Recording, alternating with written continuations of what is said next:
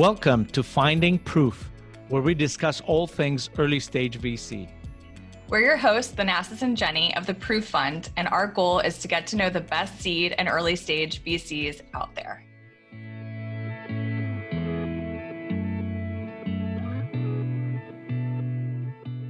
In this episode, we're spending some time with Phil Bronner, who is a managing partner of Ardent Venture Partners based out of the Washington, D.C. area.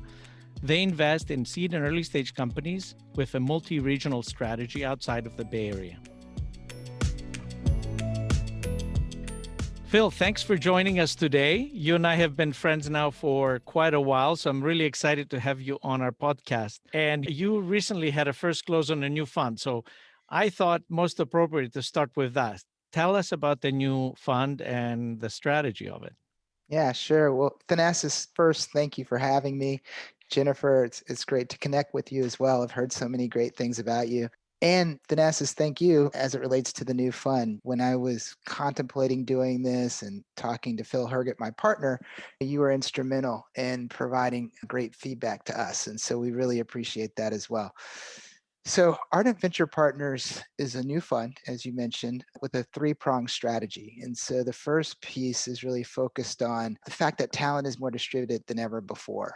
We noticed this trend over the last 5 years as large tech companies in the Bay Area and Seattle were just struggling to maintain talent, and as a result, started to set up regional offices around the country. And so as those regional offices were established, more talent was moving into these markets. And you can imagine that's been accelerated post-COVID. And so talent is more distributed, but capital is not. And so as you look across some of these emerging geographies across the country, so Boulder, Denver, Austin, Atlanta, there's quite a bit of pre-seed capital, and firms based in the Bay Area will fly in do today's Series A. But if you're looking to raise that post-seed early A capital, it's much harder to come by. So is that the positioning for the new fund, basically? Exactly. Emerging tech hubs and post-seed. Got it. And I know that you and Phil, your partner, Phil Herget, had been investors in the past and have been veterans. So talk to us about how you came together and the genesis of focusing an idea around this space. So as you mentioned, I've been in venture for a little over 20 years, and Phil Herget has been in venture almost 30 years. So Phil was a co-managing partner at a firm called Columbia Capital, and I was with a firm in the DC area called Novak Biddle Venture Partners. About 3 or 4 years ago, we were both pre-seed investing on our own account, and we started to do deals together. And so we ended up making 3 or 4 investments together, and based on that work, decided to found a fund. And you guys have 4 main focus areas, correct? Would you mind elaborating on some of those? In terms of the theme? Yes. Yeah, sure. So the theme is really focused around the transformation of work. So we are a thematic investor. And the broad theme is really looking at how automation technologies are changing the way work gets done. As you mentioned, we have 3 vertical areas that we focus on. Vertical applications that leverage an automation driver. And the way we think about automation is pretty broad. So it's not just AI, ML, or robotics. It's digitization of business process. It's low code, no code. It's embedded banking. And so all of these technologies that are automating work that's currently being done in these companies, and quite frankly, changes the key success factors in an industry, which present the opportunity to create a new leader. So vertical applications that leverage an automation driver. The future of work is the second area. So in that area, we're looking at reskilling, retraining, recruiting, HR, productivity tools for the enterprise, productivity tools for developers. And it's really focused around the way work changes within the enterprise. As work changes within the enterprise, the skills you need to support it change. And so we're focused on that as well.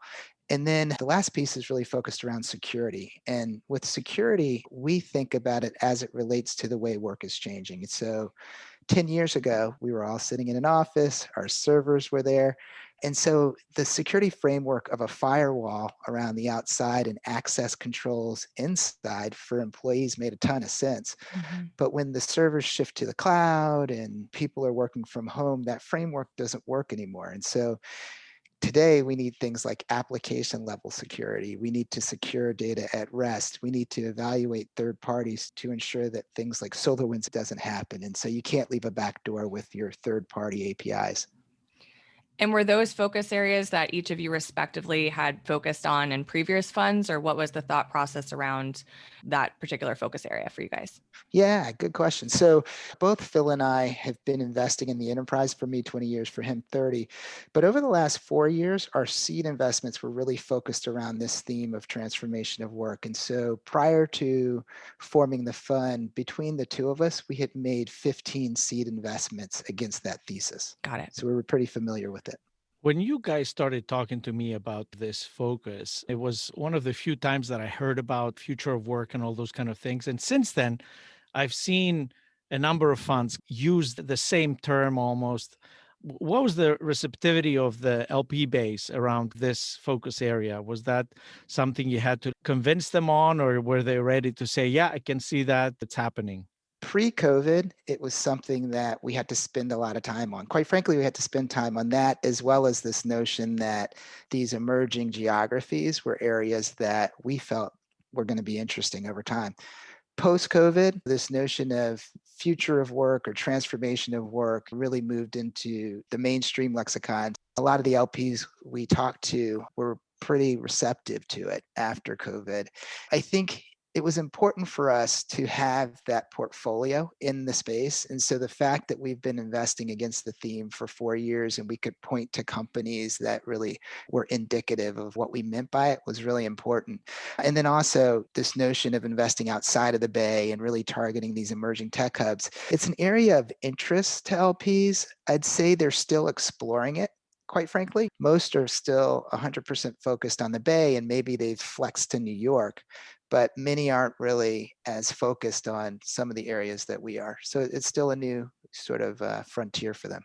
And talk a little bit about that, because we've talked to a few funds that kind of focus in the middle of the continent or the Midwest or emerging hubs in the East Coast like Miami and Philly or Atlanta. Do you target specific areas? And I guess a lot of these markets are very local. How do you even get a handle on the opportunity set operating with a smaller early stage fund, which traditionally is more focused geographically? Yeah, so big part of our strategy is focused on that issue. So when you think about the stage where we play, the post-seed early A, it's a stage where the company is just starting to get its product market fit. It's just starting to establish its early sales motion. They probably have a few of their leadership team members in place, but they're looking to build it out. And so it's a time where the venture investor can really provide a lot of value. And so for us, it was critically important to present in the markets that we target as if we were a local fund, because you really need to know the talent markets. You need to have a close relationship with the founder, given the stage where we're investing. So we have 4 operating CEO partners who work with the fund. We have 2 in Boulder, Denver. We have 1 in Atlanta and 1 in the DC area. And these folks are close to the fund. We've had relationships with these people for many years. They have economics in the fund, and they help us on the deal sourcing side. And quite frankly, they help us post investment as well. And they help us to really solidify the relationship with the founder as we look to partner with them as they go on to build the firm, to build their company. And so that's a big part of what we try to do. So you guys focus on the Mid-Atlantic, Atlanta, and then Denver, Boulder area. Do you see yourselves potentially adding a 4th region, or how do you think about expansion opportunities as well for the fund? So right now, for us, the Mid-Atlantic is New York to DC. And within that, we spend a lot of time in New York, a lot of time in Pittsburgh, and then a lot of time in the DMV.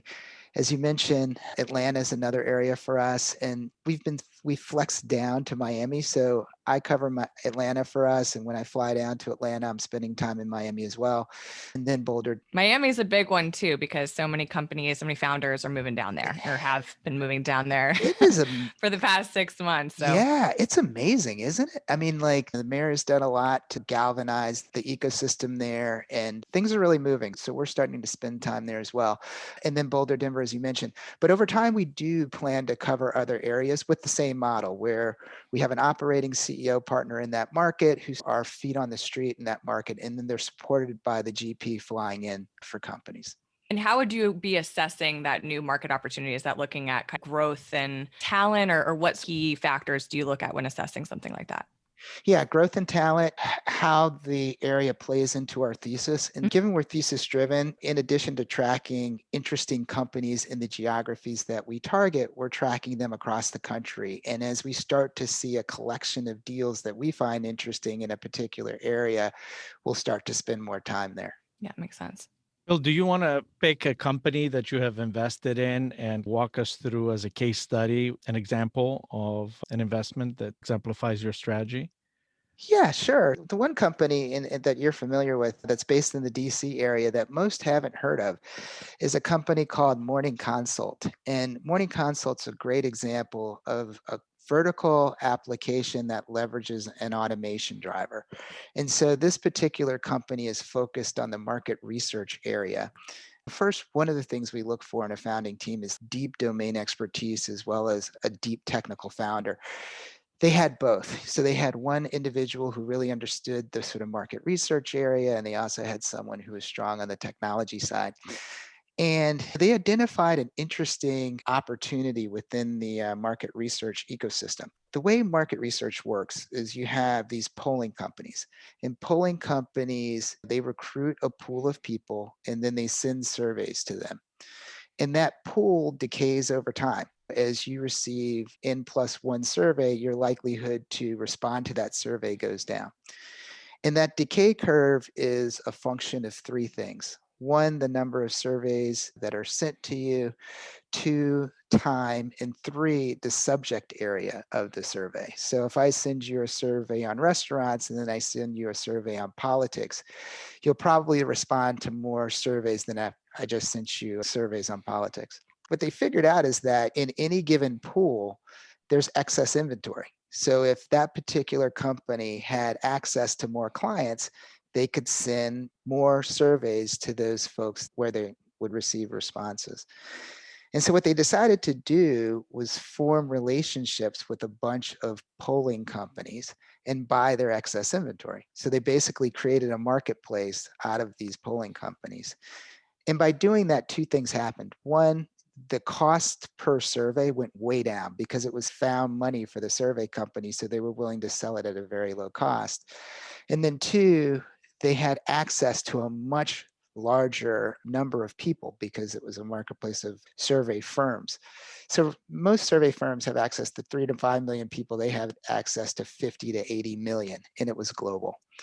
And so they were able to ask a ton of questions about Nike before Nike became a customer. And that led them to grow very rapidly. So this is a company that both Phil and I participated in the seed round back in early 2019. And since that time, that company has just grown very rapidly. And so it's a very exciting company. So is this an investment of Ardent or was it one that you had done previously? It's one we had done previously. We've now made 2 investments in Ardent. I'm happy to talk about either of those as well. That'd be great. Okay, so one deal that actually, you know what? Neither is public. Okay. I'm now just remembering. Yeah, exactly. Okay. Well, actually, you know We'll what? save that for the next podcast, I guess. Yeah, interestingly enough, so we've made 3, and the third one was actually just announced today, so I can talk about that. So this is a company called Collective. It's based in the Bay Area. Thanasis, you'll know the founder. It's Hooman Radfar, who also founded Add This, which was a company in our neck of the woods, which is how we were able to participate in this deal. General Catalyst is the lead, and QED is also an investor there as well as we are. So this company, really fascinating company. It's focused on targeting independent workers, so gig economy workers, passion economy workers. And when you think about those workers, right now they're 1099s and they treat their taxes the way a typical consumer would treat their taxes. They don't track all their expenses across the year. And then they file their taxes and they're not super sophisticated, so they end up overpaying. So what Collective provides is an outsourced service where they first set up an S Corp for these people. They burrow into their credit cards and they track their expenses. And at the end of the year, they'll file their taxes for them. And by doing that, they can save them anywhere between $5,000 and $13,000 per year. And so companies growing very rapidly, it really ties into our thesis around transformation of work and the new way workers are engaging in the economy. I could use that. Can I sign up? Can I sign up? Exactly. Because as you know, a lot of people in our business, as a partner in a fund, sometimes you're self-employed is how these are structured. So actually, this past week, I got an email from my tax lady saying, what expenses did you have? And I'm like, Like, I have no idea. exactly, exactly. No, you're exactly right. And you can imagine over time, and this is the opportunity for that business, you can apply AI to it, right? So as you have more and more individuals on this platform, you can really start to identify that's probably a job expense for this particular type of person working in this particular type of area. And so really exciting opportunity. Love the founder or current CEO who's also co-founder. Great company. So switching gears for a second, what was it like raising a new fund? There's two partners who have had a long history, a long experience. You and I have talked a little bit about this, Yeah. but there's just so much money out there, a lot of new funds getting started. So I'm curious, what was it like? Yeah, it was hard and it's still hard and we're still in process. But what I would say is, let's see, what are the top three takeaways? First, it's very positive for the venture market, right? This has been a great time for venture capital. So LPs have made a lot of money from their existing relationships, and it's super exciting. There's two implications to that. One, a lot of them are over allocated, right? Because a high class problem to have of venture outperforming is the fact that your asset allocation is more heavily weighted to venture as a result of the outperformance. So the implication of that is twofold. One, they're less likely to bring on new names. And two, they're very supportive of the names they have because those folks have performed for them. Those folks that have performed for them, the venture funds that are currently in the market, there's two things that are happening. They're coming back to market more quickly than they have before. Historically, Thanasis, it was a 3 or 4 year cycle. Now it's probably a 2 year cycle. And they're raising more money. And they're raising more money in two ways. One, their fund size is going up, and then many have multiple vehicles that they're raising for.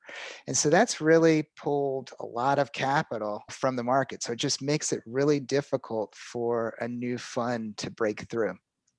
So that's number one. I'd say number two is really raising a first time fund during COVID. So I think there was a positive and a negative there. There's two positives for us. So one we talked about earlier, which was the impact COVID had on our thesis, right? So it made transformation of work more topical. It made this focus outside of the MAPE more topical. So that was helpful for us.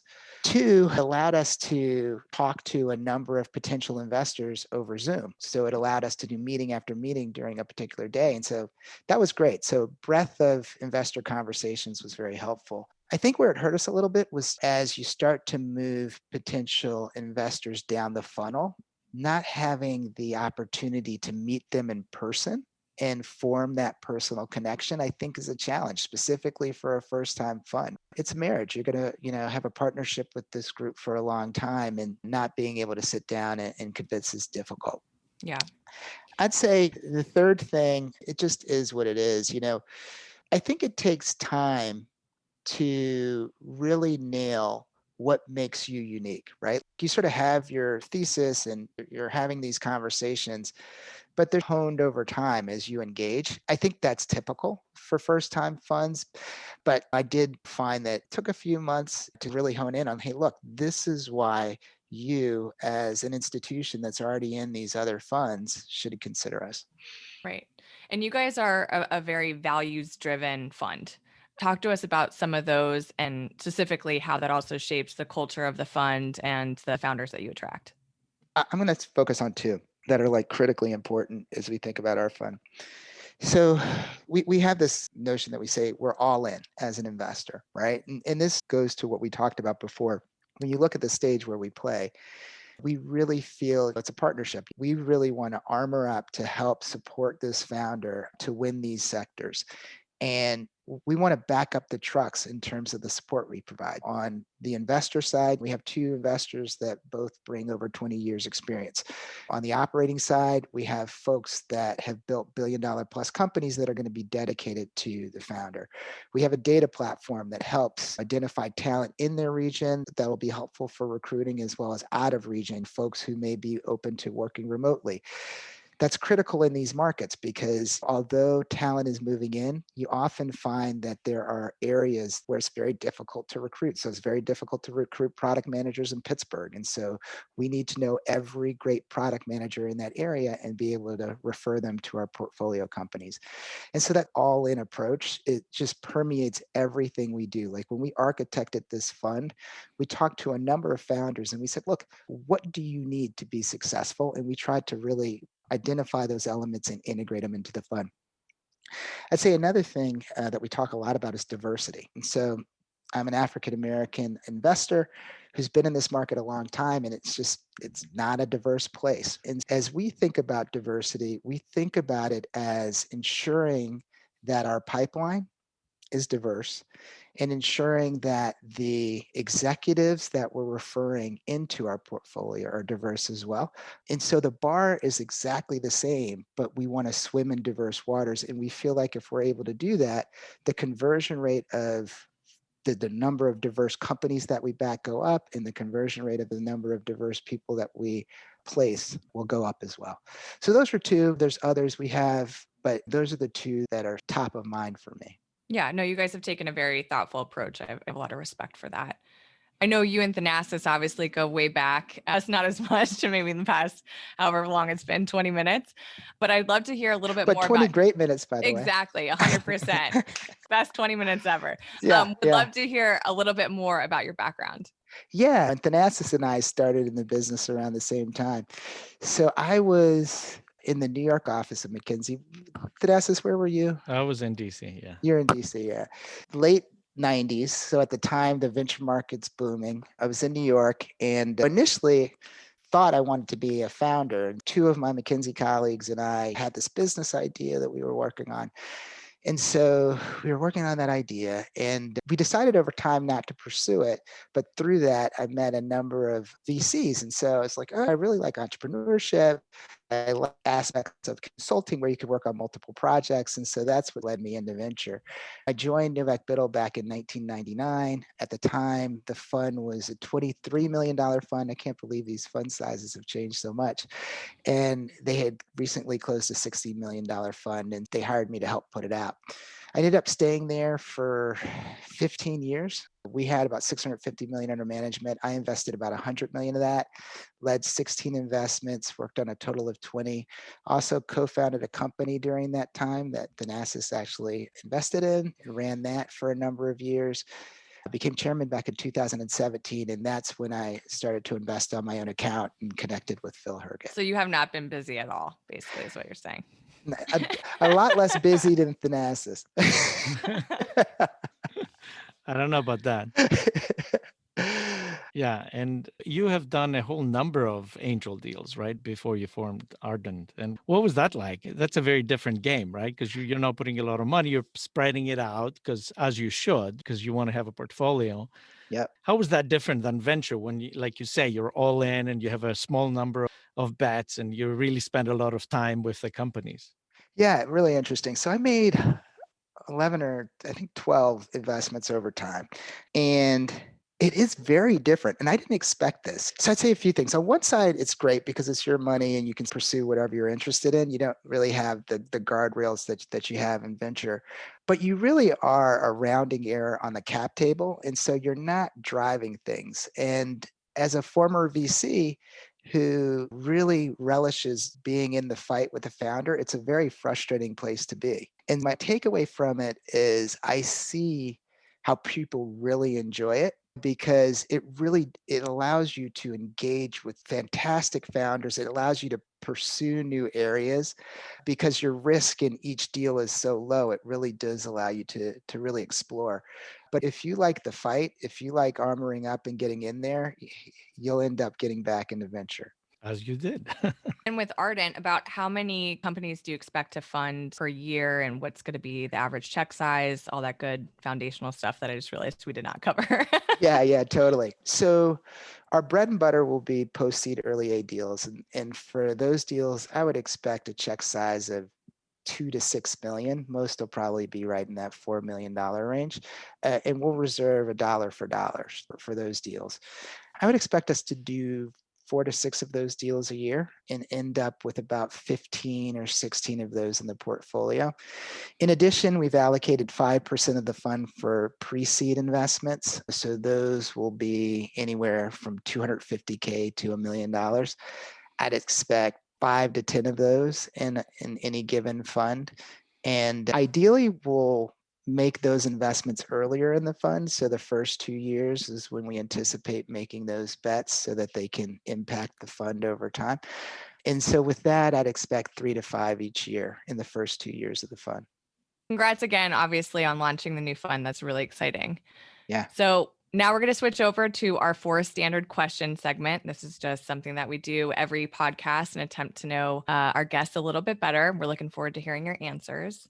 Our first question is our National Venture Capital Association question. NVCA advocates for public policy that supports the venture community and the American entrepreneurial ecosystem. If there was one thing that you would change about the VC industry or one policy that you'd advocate for, what would it be? So this isn't a policy answer, but I'd say just would love for it to be more diverse. I think over the last 12 to 18 months, there's been a huge increase in focus on that. And there are a number of initiatives now that are really focused on that issue, both for underrepresented minorities as well as women. But when you look at even the last 2 quarters of investment, I think the number of deals as well as the dollars that went into companies that are run by women has gone down, right? So we're still not where we need to be there. So continuing to focus on that issue along all dimensions. So from institutional investors into funds and funds diversifying and then fund investment into companies. Absolutely. +1 on that answer. I think we have multiple pluses on that answer too. Number 2 is if you were not a VC and money wasn't a concern, what career would you have?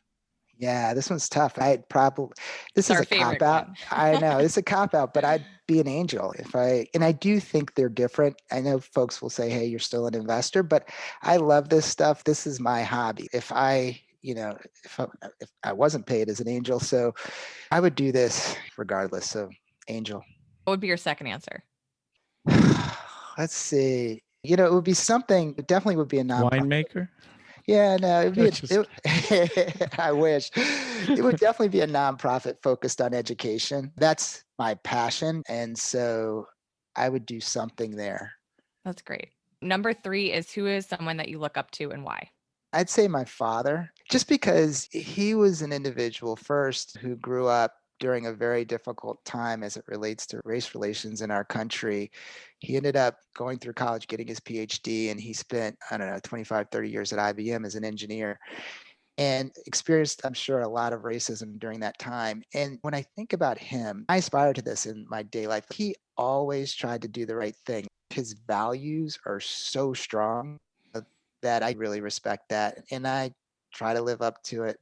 And I don't, and I fail to. So he's somebody I really respect. Number 4 is what's the best piece of advice you've ever received? So I'd say find what you love. And if you do, you won't work a day in your life. I think we all spend a ton of time working and you want to find something that you love to do. So that time is fulfilling for you. Valuable advice for sure.